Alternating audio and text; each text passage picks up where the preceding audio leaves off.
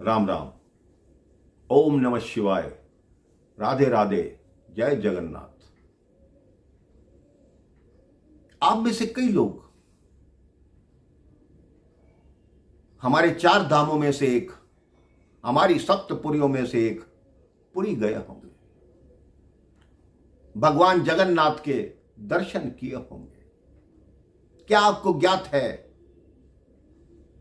कि भगवान जगन्नाथ के जो मूर्ति वहां विराजमान है उसके हाथ और पांव क्यों नहीं? इसकी एक छोटी सी कथा शास्त्र बताते हैं। बात द्वारका की है। भगवान श्री कृष्ण की पटरानियां आपस में बात कर रही थी। रुक्मिणी जी बोली कि आजकल प्रभु नींद में कुछ ना कुछ बड़बड़ाते रहते हैं। सत्यभामा ने बोला, क्या बड़बड़ाते हैं?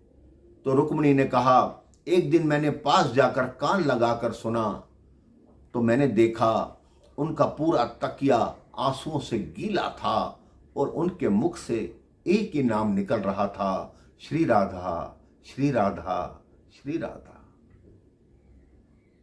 तो सारी रानियां कहने लगी कि हम सब की सब इतनी सुंदर हैं, सब गुणवान हैं, तो भगवान फिर भी श्री राधा कौन है जिसको याद करते रहते हैं?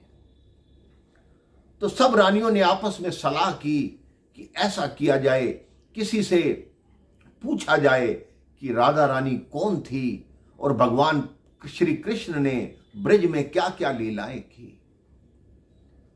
सबने सोचा कि ऐसा कौन है जो ब्रज में भी था और यहां भी हो।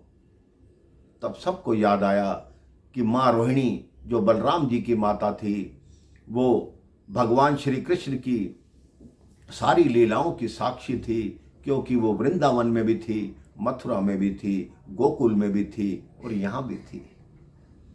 सबने मां रोहिणी को निवेदन किया कि आप हमें भगवान श्री कृष्ण की बाल लीलाओं की पूरी कथा सुनाएं, पूरी गाथा सुनाएं। मां रोहिणी ने कहा, मेरी वाणी में इतना सामर्थ्य कहां जो तुम्हें राधा के बारे में कुछ बता सकूं। राधा के बारे में तो स्वयं कृष्ण भी तुम्हें कुछ नहीं बता सकता।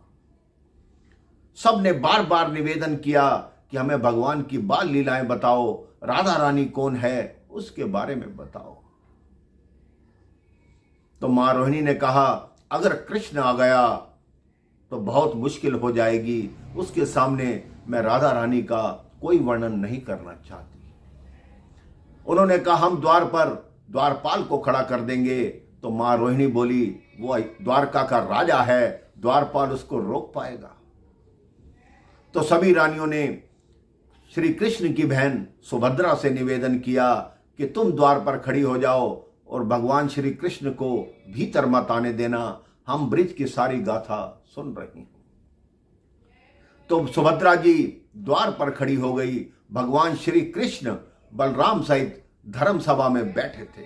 जैसे ही मां रोहिणी ने राधा का पहली बार नाम लिया, भगवान श्री कृष्ण की आंखों से झरझर आंसू बहने लगे। जैसे जैसे राधा रानी की गाथा चली, भगवान श्री कृष्ण का मन बेचैन होने लगा। उनकी आंखों से लगातार आंसू गिरते जा रहे थे। जब राधा जी के विरह की गाथा मां रोहिणी ने सुनाई तो भगवान कृष्ण सभा से उठकर भागे और द्वार पर आए। देखा सुभद्रा खड़ी है। उसने कहा, मैं तुम्हें भीतर नहीं जाने दूंगी। तो तीनों भाई बहन कान लगाकर अंदर की गाथा सुन रहे हैं। राधा जी की विरह को सुनकर भगवान इतना विह्वल हो उठे, उनकी आंखों से आंसू बह रहे हैं। कहते हैं उनके हाथ पैर गलने लगे। तो लोग तर्क की दृष्टि से कहते हैं कि हाथ पैर कैसे गल सकते हैं, लेकिन प्रेम की दृष्टि से देखिए, अगर प्रेम होगा तो कुछ भी हो सकता है। प्रेम होगा तो परमात्मा को आप पा सकते हैं। भगवान के हाथ पैर गलने लगे। तुरंत नारद जी वहां आए। कहते हैं, बस कीजिए ये गाथा, अगर पूरी गाथा सुनाते रहेंगे तो भगवान का पूरा शरीर गल जाएगा। भगवान संसार में सबसे सुंदर हैं, जगत में सबसे सुंदर हैं, लेकिन इसी रूप की पूजा भगवान जगन्नाथ के रूप में होगी। इसलिए जगन्नाथ जी में तीनों बहन भाइयों की मूर्ति है। भगवान श्री कृष्ण की, बलराम जी की और बहन सुभद्रा जी की, तीनों के हाथ पांव उस मूर्ति में नहीं हैं, क्योंकि हाथ पांव इसी कथा के हिसाब से यहीं पर गल गए थे। आप देखिए प्रेम में कितनी शक्ति है। जो भगवान जगन्नाथ जी की मूर्ति है वो श्री जी के, राधा जी के विरह का प्रतीक है, वो राधा जी के प्रेम का प्रतीक है। एक बार सच्चे मन से बोलिए जय जगन्नाथ, जय जय श्री राधे, जय श्री राम, ओम नमः शिवाय।